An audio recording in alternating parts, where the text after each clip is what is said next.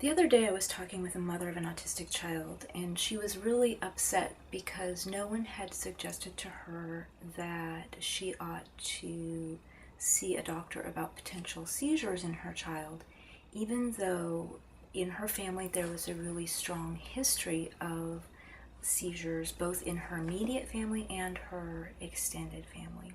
So I got to thinking about this and about what we know based on the research about seizures and autism, and how many times that I have seen in my own experience working with families with autistic children and adults throughout the years, where this has also been the case, that professionals are not routinely screening for seizures and seizures are being missed.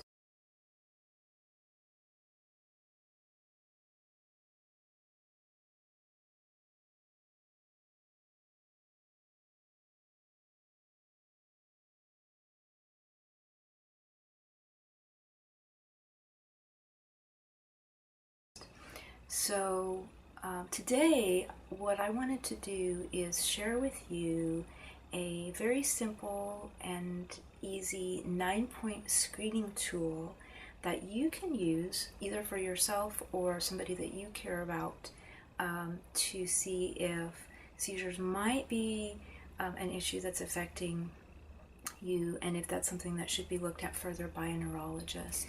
So first of all, does the person seem unable to perform tasks that they were able to do previously, ones that they've learned? For example, tie their shoes, cook a meal, ride a bike, set the table.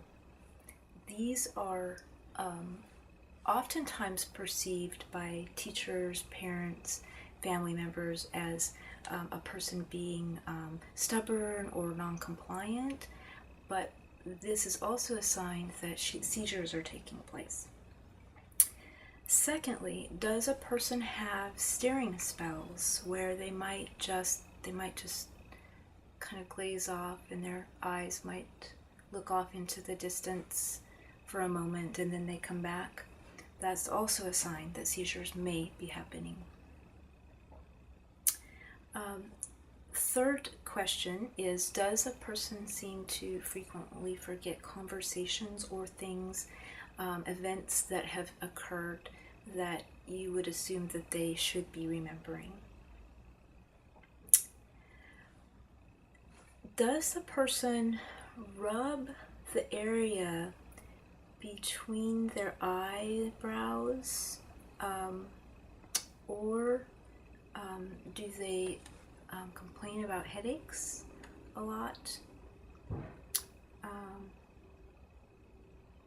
Next, does a person fall out of their chair or out of their seat for no explainable reason?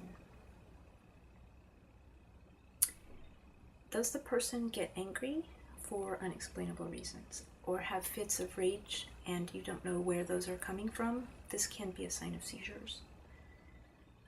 Does the person perform repetitive movements such as lip smacking, eye blinking, or walking around in circles? These can all be signs of seizures as well. Does the person have twitching arms and legs? And finally, does a person accidentally wet themselves even though they are toilet trained? All 9 of these signs can be an indication that seizures may be occurring, and the more of these signs that you answer yes to for you or someone else, the more likelihood that you should visit a neurologist and see.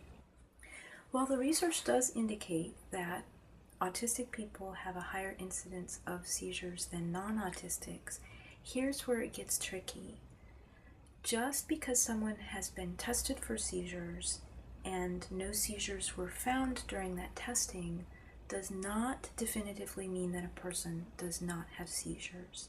In order to confirm seizures, the seizure activity has to take place during the testing process so they can actually catch it in the act, so to speak. So I have actually known of many people who went in for testing once, twice, 3 times, and the seizures were not caught the first, perhaps the second or the third times. And then after persistent and diligent trying, they were actually able to determine that seizures were taking place after numerous testings.